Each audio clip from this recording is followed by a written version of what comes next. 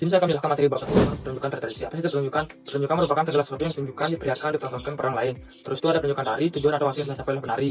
Terus itu ada persiapan pertunjukan meliputi dua hal. Yang pertama, persiapan dari materi pertunjukan, yang kedua dari pengemasan materi pertunjukan. Nah, yang pertama ini persiapan materi pertunjukan, yang dimana beberapa aspek penyajian yang dapat disajikan dipertimbangkan dalam menerapkan karya tari yang akan digelar. Terus itu ada beberapa aspek penyajian yang dapat dipertimbangkan dalam menyusun materi.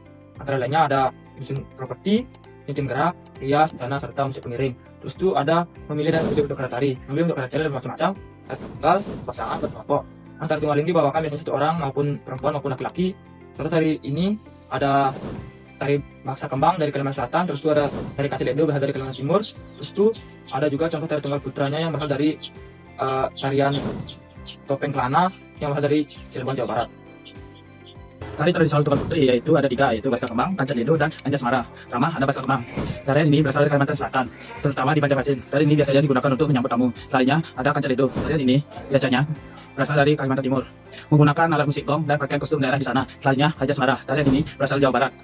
Tarian ini menggambarkan seorang wanita Anjasmara dari kisah lama Jawa, menggunakan kostum hitam dan selendang hijau. Selainnya tari tradisional tunggal putra ada dua, yaitu tari Topeng Kelana dan tari baris. Tari Topeng Kelana yaitu mencerminkan sosok manusia yang haus akan amarah yang dapat dikendalikan. Selanjutnya ada tari baris. Tari ini berasal dari Bali, biasanya menggunakan gong-gongan khas Bali. Tari ini biasanya memakai kostum putih dengan tepi merah.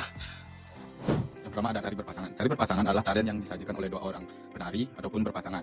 Dapat disajikan oleh putra-putra ataupun putri-putri, dan juga bisa disajikan oleh berlawanan jenis seperti putra dan putri yang berpasangan. Jenis tari berpasangan ada dua, yaitu yang pertama ada jenis wirangan. Jenis ini biasanya menggambarkan tentang ketangkasan saat latihan perang dan menggunakan senjata. Yang kedua ada jenis pecilan. Jenis pecilan ini biasanya mengambil cuplikan cerita tentang peristiwa.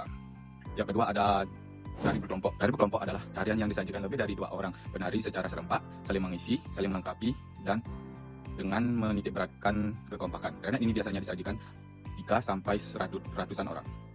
Pertunjukan tari dibagi menjadi dua, yaitu drama tari berdialog dan drama tari tanpa dialog atau sentra tari. Pertunjukan tari dapat ditampilkan secara tunggal, berpasangan maupun berkelompok sesuai dengan tujuan atau kebutuhan acara.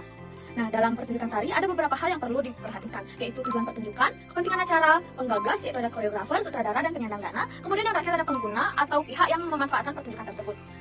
Nah, semua unsur ini dapat mempengaruhi bentuk tari dan penyajian tari.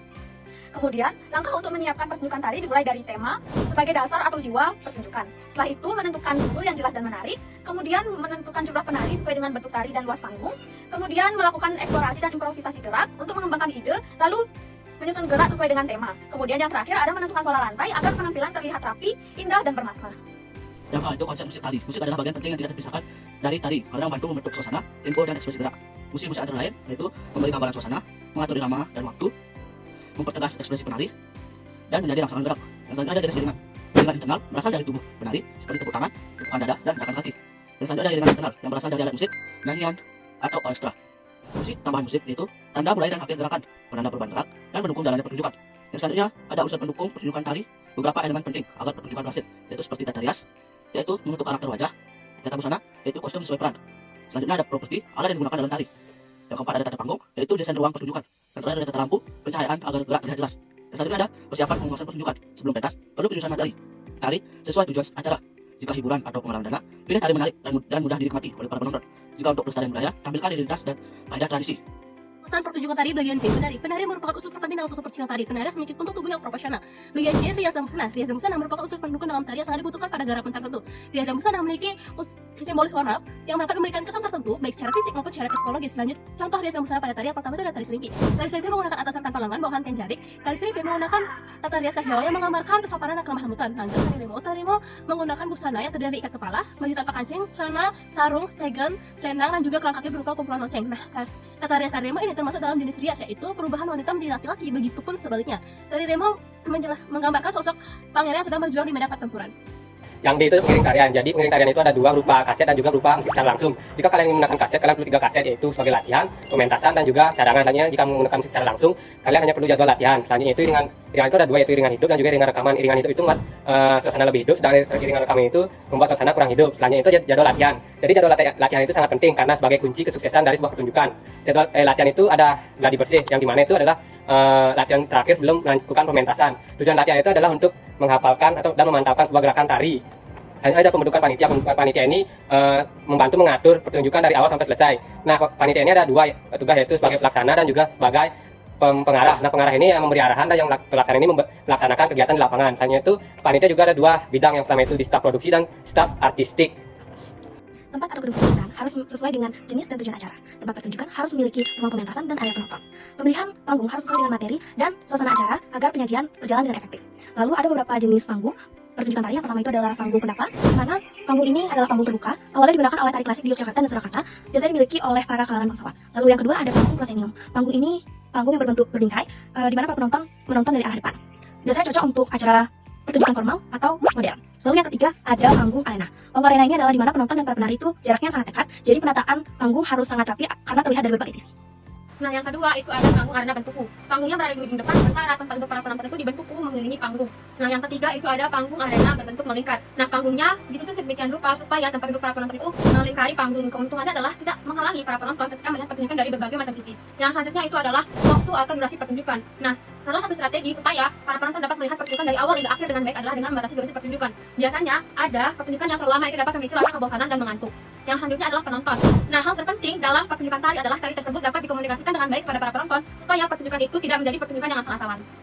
Nah, di bagian J ada susunan acara. Susunan acara merupakan strategi yang dimana untuk menjaga antusiasme penonton dari awal acara hingga akhir acara selesai. Selanjutnya ada evaluasi proses pelaksanaan pertunjukan tari tradisi. Evaluasi sendiri merupakan proses sistematis yang dimana digunakan untuk menilai suatu karya tari berdasarkan kriteria tertentu. Evaluasi terbagi menjadi dua jenis. Yang pertama evaluasi proses. Evaluasi proses merupakan evaluasi yang dimana melibatkan catatan dari guru pembimbing selaku guru kesenian. Yang kedua ada evaluasi hasil. Evaluasi hasil merupakan evaluasi yang dimana menilai suatu karya tari terhadap keseluruhannya.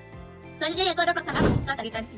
Nah, dalam melakukan pertunjukan tari tradisi, kita hendaknya memiliki beberapa tahapan. Sebelum kita masuk ke tahapan-tahapannya, kita harus mengetahui dulu apa itu pergelaran tari. Selanjutnya kita masuk ke pengertian pergelaran tari, ataupun bisa disebut dengan pertunjukan tari. Nah, pertunjukan sendiri dimaksudkan untuk mengkomunikasikan perasaan, maksud, ataupun pikiran melalui dengan musik. Yang kedua yaitu ada teknik dan prosedur. Nah, sebelum kita melakukan pertunjukan, hendaknya kita menyiapkan dengan matang teknik dan juga prosedur yang akan dilakukan. Selanjutnya ada pun tahapan-tahapannya. Yang pertama itu menyusun acara pergelaran. Sebelum kita melakukan pertunjukan tari, hendaknya kita menyusun acara pergelaran dengan matang. Selanjutnya yang kedua yaitu menentukan waktu pelaksanaan pertunjukan tari. Sebelum kita melakukan pertunjukan tari, hendaknya kita menentukan waktu pelaksanaan dengan mempertimbangkan segala jenis kondisi. Tata ruang pergelaran. Tata ruang pergelaran harus dilakukan secara matang, sudah menyadari dan pada panggung, karena sangat mempengaruhi keberhasilan pementasan. Yang dia menampilkan tari tidak berkelompok atau berpasangan. Dalam cara ini, penari menguasai menghayati tarian, serta penyelenggara perlu memperhatikan lokasi, waktu, biaya, dan keamanan. Ada beberapa hal yang diperlukan dalam pergelaran, yaitu aktivitas. Yang pertama panggung, di mana panggung adalah tempat yang digunakan untuk aktivitasnya oleh penari. Yang kedua adalah lampu atau lighting, yaitu pencahayaan, di mana digunakan untuk menghasilkan kesan dalam sebuah panggung. Kemudian yang ketiga ada tempat penonton dan yang terakhir ada aksesori. Perangkat lunak sumber daya manusia ada tiga, yaitu penari, pelatih, dan panitia. Pertama ada penari. Penari adalah seorang yang akan menarikan tarian tersebut. Kedua ada pelatih, berperan melatih dan menyusun gerak tari. Ketiga ada panitia. Panitia bertanggung jawab atas jalannya acara. Yang kedua ada patron. Patron ada dua, yaitu donatur dan perlindungan. Yang pertama ada donatur. Donatur adalah seseorang atau lembaga yang berperan penting dalam penyediaan dana dalam suatu pertunjukan. Yang kedua ada perlindungan. Perlindungan adalah seseorang yang bisa dianggap memberikan rasa tenang dan aman kepada seluruh personil pertunjukan.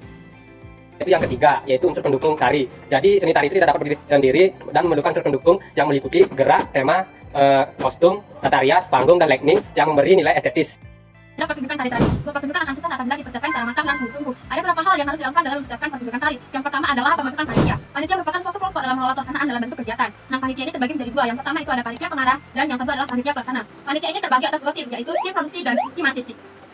Nah, selanjutnya ada bagian B, membuat proposal kegiatan. Yang pertama adalah kegiatan, latar belakang, dasar pemikiran, pelaksanaan, susunan panitia, anggaran, dan terakhir ada susunan acara.